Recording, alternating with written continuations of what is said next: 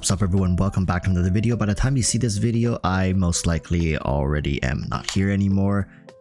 That's because I'm away on a business trip. Don't get it the wrong way, don't be already killing me off inside your heads. I'm gonna be back, right? May 8th I will be back, but until then, hope you guys can stay strong. I won't be here for Baiju's release. I won't be here for Honkai Star Rail's release.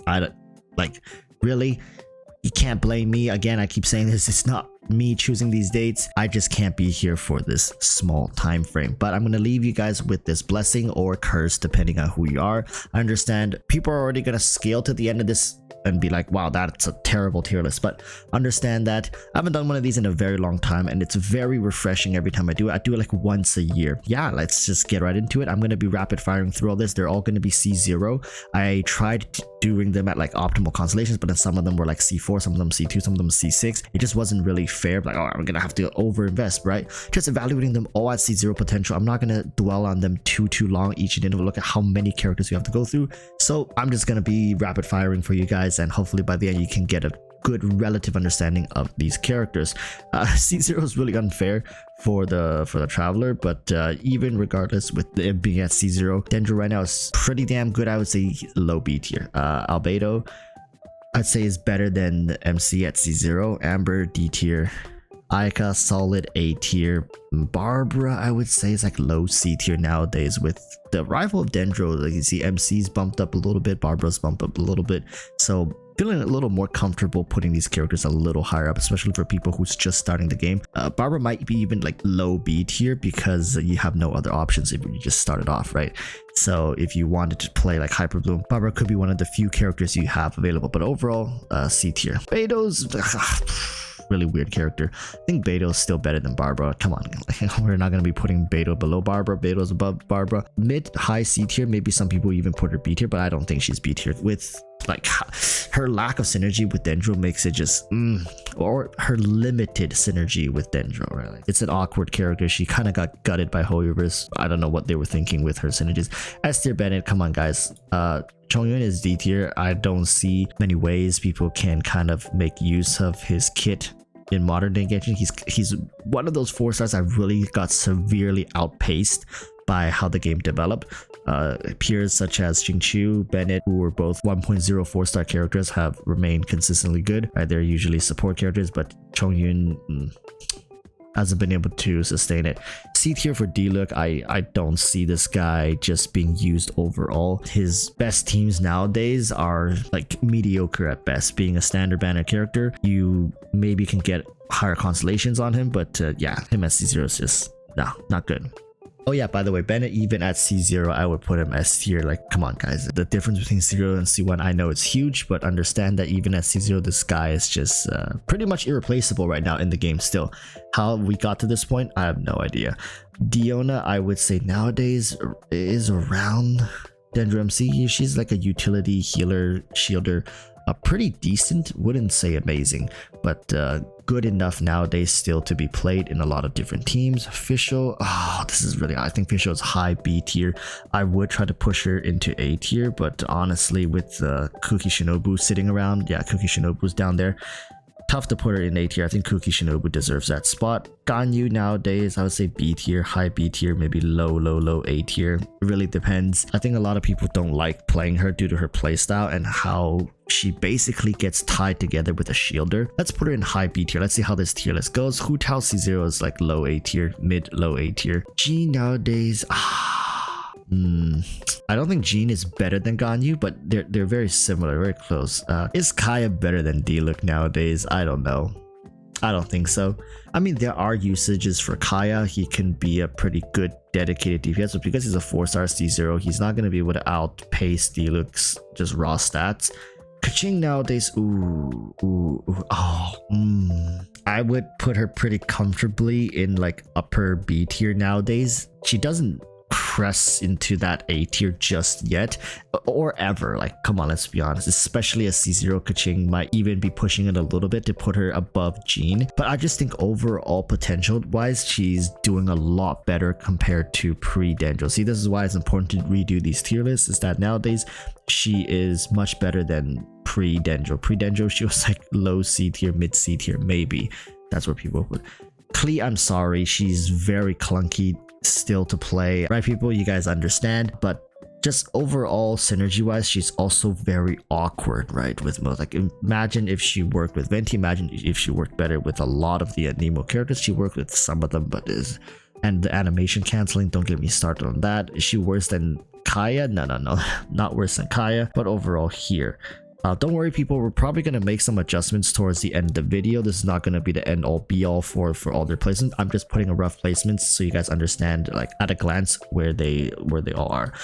Lisa is an interesting one. I would also put Lisa in C tier, but Lisa may be above. This is the thing, it's very difficult to fine-tune exactly the positioning accurately, because first and foremost, yes, I have played all these characters, but I have not been able to level 90 like max talent and get their best in slot weapons on them and test them in their most ideal teams, right? But I've played them. I played them in modern metas, I played them in old meta. Lisa's not a bad character. I'll say Lisa's better than Kaya. Like, the thing is, cryo characters modern day is just like very awkward if you're not playing in freeze or I mean, yeah, it's pretty much just freeze. Super conduct doesn't really matter, and then there's melt, which hasn't really been developed yet, so crowd characters really suffer from that. If you're not a top tier freeze character, you're just gonna get gutted, right? Lisa's doing a lot better. I would even say Lisa's better than Klee. But for the sake of respect, we're gonna leave her right there. This is the MC again. We'll just put them next to each other. Mona nowadays is pretty decent, I would say. Better than Kaching. Like, she's definitely up here. I would say she's better than Kaching. Mona, I would even say she's better than Ganyu. I think nowadays Mona is such a flexible unit, with Hydro being pretty all-round powerful. Like, they've always been powerful. She can play in a lot of different compositions. She can be like a freeze character, she can be a hyper boom character, she can be electro charge, she can, I mean, vaporize. I wouldn't play her in vaporize, but just that Omen buff is still pretty invaluable. I don't think there's another character that quite does it like Mona, so for that reason I think she has really outscaled a lot of the other characters here. Yeah, I'm comfortably putting her in a pretty high B tier. Ningguang, somewhere around here. Like, I think Ningguang may be like around there, right? Noelle, similar, maybe around there. Chi-Chi, yeah, Chi-Chi's still quite the bad character. I would even put her down here. She's just okay. Razor, another B tier. Okay, Sucrose, this is very controversial. I think Sucrose is an amazing character. I would even put her, I'll put her here. This is the thing, if you guys are watching through this video, understand that DPS characters are just going to be very difficult to outrank support characters in Genshin. That's just the kind of game Genshin is. If you're watching this as a newer player, understand that DPS characters aren't as valued, right? Only very specific DPS characters can top like really good supports. For example, Ayaka, Wu-Tao, these are really good DPS characters, and that's why they're sitting comfortably above. Now Tartaglia, I know I said that DPS characters, but Tartaglia is just a different breed of OP. All right, I say OP wholeheartedly. This guy has been a top performer in like all sorts of content throughout the game, events, Abyss, Overworld, you name it. He's superb. He's had multiple reruns. A lot of people have him even at slightly higher constellations. He has many weapons you can use, free to play, pay to play, anything, right? And his constellations, surprisingly, for an old character, isn't that bad. Like, I mean, look at Venti C1, look at Zhao C4, and you'll quickly see like how valuable a character like Tartaglia is. I wouldn't say his constellations are amazing, but C0 Tartaglia is one of the best like investments you can put into the game, even nowadays, to make Tartaglia international. Chef's kiss, superb character. Venti, no, I'm kidding. When he shines, he's like the best character in the game. When you can let him do what he was designed to do, best character in the game. But wholeheartedly, I cannot promote this character to people because Hoyoverse refuses to let Venti have his spotlight. They just refuse to do it. But of course, we're not going to disrespect the Anemo Archon by putting him like in C tier next to these guys, even though if it were up to me, I would put him here. But just for the Venti fanboys, I would say nowadays C0 venti usefulness. Put him right there. Okay, I think that's fair. Listen, you guys want him in S tier. I know there are people who's like, venti S tier, he has to be S tier, he's like the best CC in the game. Yeah, but that CC environment never arrives, right? It doesn't matter if you have the best CC in the game if you can never use it. And I would put him in C tier, so that's why we're putting him in B tier. I think it's fair. Xiaoling, S tier. I don't think we really need to talk about it. She's like the only off-field pyro applicator DPS in the game. What do you want me to say? Like, she's too broken. We need some power creep. Zhao has really fallen from grace. C0 Zhao is fine. I don't think there's any issues. Remember, everything here is C0. I don't think Zhao can really compete with Hu Tao. C0 with Faruzan though, but then Faruzan is gonna be C6 Faruzan, and Hu Tao, well, you can say Hu Tao has you know what, we'll put him low 8 here. I'm just gonna assume you have the right team built with a C6 Faruzan supporting him, and he can be incredibly potent. Right here, Xingqiu S tier. Obviously these characters are just never changing. Now, okay, we need to kind of move the D tier around a little bit. Now, who is the better one here? I would say Chongyun is still better. Comparatively, I think Xinyan is better than Amber, and so is Razor. Come on. There you go. All right, Zhongli. I don't think Zhongli is quite S tier nowadays. I would say he's a pretty solid A tier character. It's not that shielding is not good, or I'm not saying his utility isn't valuable. It's just that nowadays I think a lot more people are getting comfortable playing the game without a shielder. So yeah, I think it's not quite accurate nowadays to put him in S tier. He's not used that much by people across the world, even in CN, and on global, people have never really had a tendency to lean towards Zhongli regardless. So overall, he's kind of been dropped down a little bit. Rosaria, I think, is an interesting character. I would say she's low B tier, but would I put her above the MC?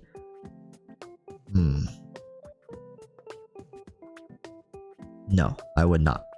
Honestly, you know what? I would even put her in C tier. Right here, right below Diluc and Klee, above Ningguang, because she's kind of a utility cryo applicator. She does do some damage, but I wouldn't say people play Rosaria solely for the damage. It's fine. I think that's a pretty good spot for her. Eula, unfortunately, I'm gonna have to slot her in a high C tier. I don't think she even cresses into the B tier nowadays. I mean, look at the B tier characters. You're really gonna tell me Eula can tango with some of these characters? No, these B tier characters are pretty unique in what they do, and they do it really well. Eula, very out of place character nowadays. I really hope Hoiverse does something to fix her. Well, not fix her, but just make her a little more important. Give her a role in the game, a place in the game, I think is fair to say. Yanfei, remember, this is C0 Yanfei. This is not your C4 Tank Fei, right? C0 Yanfei, I think, is pretty sad. I would say is like even below Chi-Chi. I don't think C0 Yanfei is that good, right? I think Tank Fei is the only way you can kind of bring some relevancy about her. I would even put her in D tier at C0. Honestly, I would. She's a decent character in D tier. Okay, guys, come on. All right, let's not kid ourselves here. The real Anemo Archon slots into the S tier comfortably. Yoimiya, C0 Yoimiya is pretty awkward. I would say she slots down here. This one is just, yeah, let's put her there. Another Kazuo, we're not going to bother with that. Raiden Shogun. Okay, this is the thing, Raiden Shogun. C0 Raiden Shogun got a buff since Dendro came out. Now she can be an EM buffer as well. I would say she's comfortably sitting even above Tartaglia. Something like this. Kujo Sara, C0 Kujo is pretty crap. Honestly, not really even worth running. Honestly, C0 Kujo is probably down here somewhere. Probably above Chongyun though. C0 somewhere down here. C0, remember, these are all C0. Okay, C0 is a whole different world. but not for this character. C0 Kokumi, I would still say is somewhere around a solid A tier, maybe better than Zhao because of her involvement in Hybrid Bloom. I'm sorry, Dendro is just broken. All characters that can be leveraged in Dendro teams are just gonna get a slight boost. It is what it is. Get the shit out of here. Toma is going to be C0. Toma is probably hovering somewhere like down here, maybe even here. Put it right there. Ito C0's pretty solid. I would put him right here above Zhao for sure. Not quite rivaling these two up here, Wu-Tao and Ayaka, but I think he beats out Zhao with a proper support roster. Right here, okay? These characters are like the mono team buffers, right? Or, well, yeah, mostly mono team buffers. So I don't think I'm going to be putting them really high up, especially at C0. They are like whale bait. Shenhe at C0. I think C6 Shenhe is like S tier, but C0 Shenhe might be, I think, B tier somewhere. While she is oftentimes used with Ayaka standalones, I would say like right here, maybe even lower than that, maybe like right there. C0 Shenhe isn't really that good. Better than Venti though? Yeah, I think nowadays there's just more usage. Okay guys, listen. Let me explain myself. The reason all these characters are above Venti, you're not going to look at these characters that are sitting above Venti and tell me that you can't use them more often than you can use Venti in content that really matters, right? In the overworld, you can use Aloy. Who cares? Who cares about the overworld? Really, a lot of people are like, oh, but Walrus, in the overworld, Venti is still the best in domains. Like I said, you can literally use Aloy to clear the game. The whole point of these tier lists is to show you guys that when it matters, when it's crunch time, which characters are more reliable than others. And look, Venti is still more reliable than all these characters, and that's with like, I'm giving him a specific curve just to please some of you Venti. Honestly, if you ask me where Venti should be nowadays, I would put him like right here. Okay, this is where Venti should be, but I'm putting him here out of respect for you guys. Stop complaining. Yunjin C0 is down here somewhere. I would say just slot it between Sarah and Girl. Yamiko is nowadays really good. Honestly, I would put her above Kokumi. Yeah, I think she's better than, honestly, like I think Kokumi is even better than these two with how often she's used. I think this is a pretty fair position to have them in. Yeah, overall I think this is fair. Ayato definitely is better than Zhao. I would say Ayato is even better than Ito, but yeah, I think that's as far as he goes. Maybe no, I think maybe Ayato even outperforms Hu-Tao here and there. Like he's very close. You know what, I'm gonna put it like this. I'm gonna put it like this because I think more people have Hu-Tao and have invested into Hu-Tao, so the Hu-Tao mains are hella toxic as well. So if they scroll to the end of this video, they're gonna see Ayato above Hu-Tao and they're gonna leave a nasty comment. So I'm gonna slap like this. Yelan, easy S tier. I would even put her above Raiden Shogun. She's such a broken character. Come on guys. Kujo Sara, I would have her like this.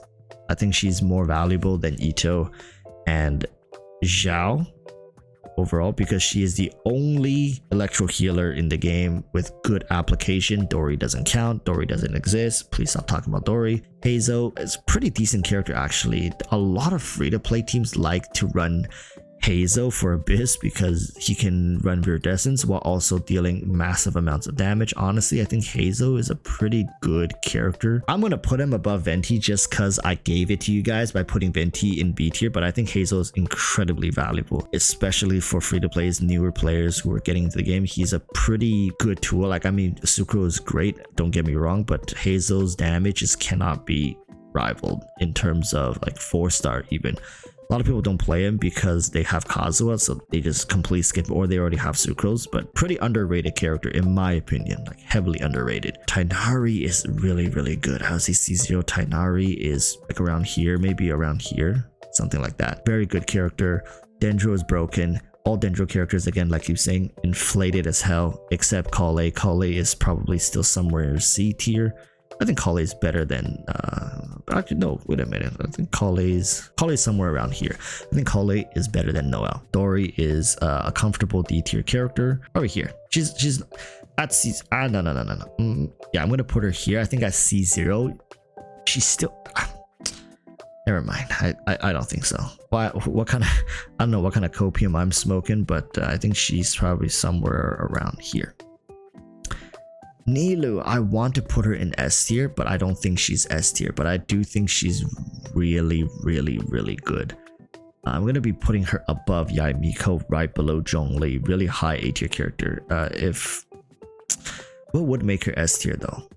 More versatility would have definitely pushed her into S tier, but her unique team requirement makes it so that I don't think I can put her any higher than that. Sino, unfortunate. This character kind of I think he's a high B tier character. I think Sino is kind of that break point, doesn't quite edge in.